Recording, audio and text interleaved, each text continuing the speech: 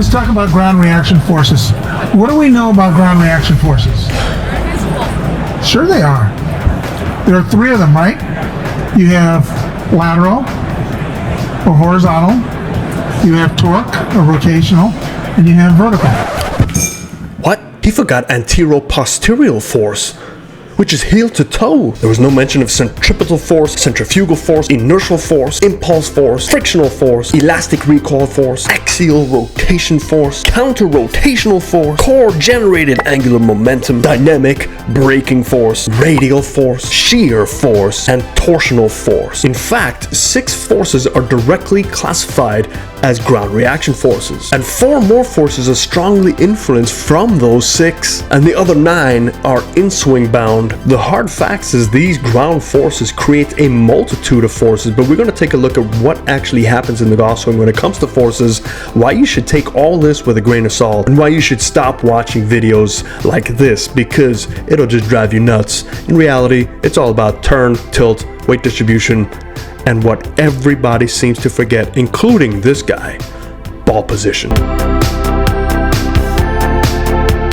So let's start by identifying all the forces present in the golf swing. There are 19 primary forces that influence how efficiently we strike the ball. So there are 6 that are GRFs, which is basically the ground reaction forces, and these forces come from how we interact with the ground. So the main one is the ground reaction force, and this is the force the ground applies back to us when we push against it. Then there's vertical force, which is the force pushing upwards, often generated by driving into the ground with the lead leg. Then we have the linear force. Think of this as the horizontal force, and that's the lateral shifting of weight from trail foot to lead foot. And then we have one that he missed. It's the antero-posterior force, which is the toe to heel shifting, and this is a forward and backward weight shift during the swing, which is very important, as this helps you maintain your posture. Now there's shear force, which is the force preventing sliding and maintaining your stability, as well as the rotational force or torque, and the twisting motion from the feet that help rotate the body. So next we have the force that comes from how we move our body,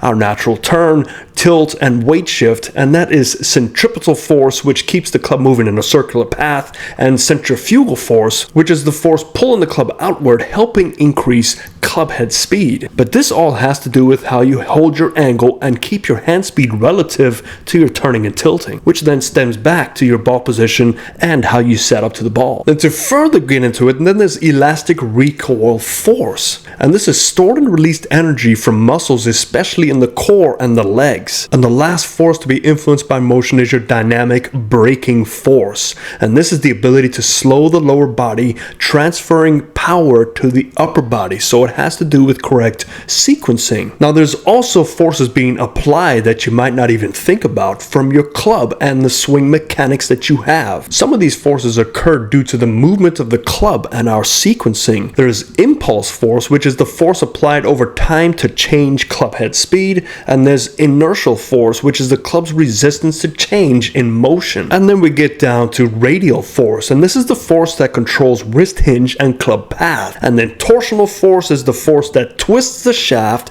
through impact. There's just a lot of forces. I feel like I should be explaining this doing Yoda's voice. No to the hell, Tony. You shouldn't get too concerned with all these. Most are just naturally occurring, so you don't want to dive too deep into this. But we're going to break it down into the 3 main areas, which is your natural turn, tilt, and weight shift. And here are the forces that are directly responsible for those 3 things. For the rotation, you're looking at the rotational force, the centripetal and centrifugal forces, and your axial rotation. And that is very important because it's the twisting of our spine and core to maintain posture, and most of us are not strong in the core, which is where we start to lose this force. Use the force? No, lose the force. So when we get down to shoulder tilt, the shoulder tilt is crucial for keeping the swing on plane and maximizing efficiency. With proper tilt, we can create elastic recoil force, which is the stretch shortening cycle in our core, the radial force, which is controlled wrist hinge that helps maintain the club structure, and then there's dynamic braking force, again, which a strong shoulder tilt helps maintain the deceleration through impact. So more tilt you have, the more hand speed you can create. And then lastly, what are the forces by weight shift? And no, It's not eating more cookies. Weight shift is one of the biggest contributors to force production in the swing. When we move our forces effectively, we generate ground reaction force, linear force, vertical force, and antero-posterior force. And that is a tough word to say, but that is the heel-toe balance, and that's the one that this gentleman missed. And that helps control your balance and, most importantly, your transition. But the one area that he completely missed is ball position. And this is something that I see missed quite often, and it's a shame because ball position is so overlooked. And remember, this is a game of targets. We're trying to hit something to a target that way, and so much of the time we're focused on what helps generate club speed that way that we forget we have to deliver our first target, which is the ball. And if that ball is not set up correctly, compensations occur, and that ball position can also change in your swing if you're not able to hit certain positions. So there's no point in watching somebody explain all these forces when you can't even get your ball position to stay static in your golf swing. If that's moving all around,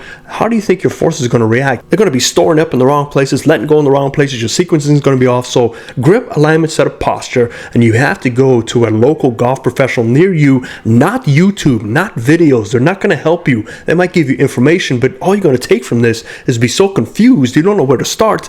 Go to a PGA golf coach. They can definitely help you out. But here's some of the things that can happen when you have a ball too far forward. It reduces your vertical force since you can't push up properly at impact. It increases antero-posterior force because there's too much weight forward, and it may cause excessive centrifugal force leading to an open face or weaker impact. What happens when the ball is too far back? It's going to disrupt your rotational force because you're forced to stop rotating early. It's going to increase your ground reaction force too early, causing an early release, and it's going to cause excessive centripetal force leading to hooks or low shots. Now what happens when the ball is too close to the body? It's going to limit your centrifugal force, making it harder to generate speed. It forces excess radial force leading to overly steep swings, and it creates excessive braking force slowing down your rotation. And now what happens when the ball is too far back from the body? Well, it's going to weaken your ground reaction force because the golfer reaches instead of using the ground. It's going to reduce your dynamic braking, making it harder to control the release. It also encourages excess lateral force, which can cause balance issues. So what should you take away from all of this? To optimize your swing forces, remember these key points. Your forces should be properly sequenced.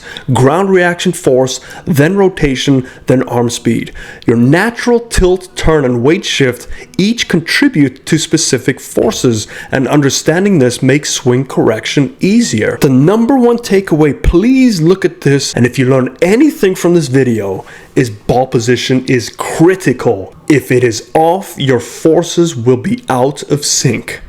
But that is a lot to take in, and I don't expect you to take this all in the first go around. Watch it a couple times if need be, but the whole point of this video is here's somebody explaining reaction forces, but the problem is just so many more reaction forces involved, and they even create new forces, and you have so many other forces going at you. Man, it's just too much information for the average Joe. Just think about turning, tilting, and weight distribution. You do those correctly and in correct sequence, all the forces take care of itself. But you have to look at your ball position and your setup. Ball position is the number one overlooked thing in golf instruction, in amateur levels, even the professionals. The first thing they change is ball position because that affects everything. If they don't change ball position, they're going to learn how to adapt to that and create a whole new golf swing. So don't be like that. Go get a golf coach near you. Go support your local golf professional because they have families to feed as well, and they're right down the street. Hope that helped you. I'll see you next time. Fairways and greens.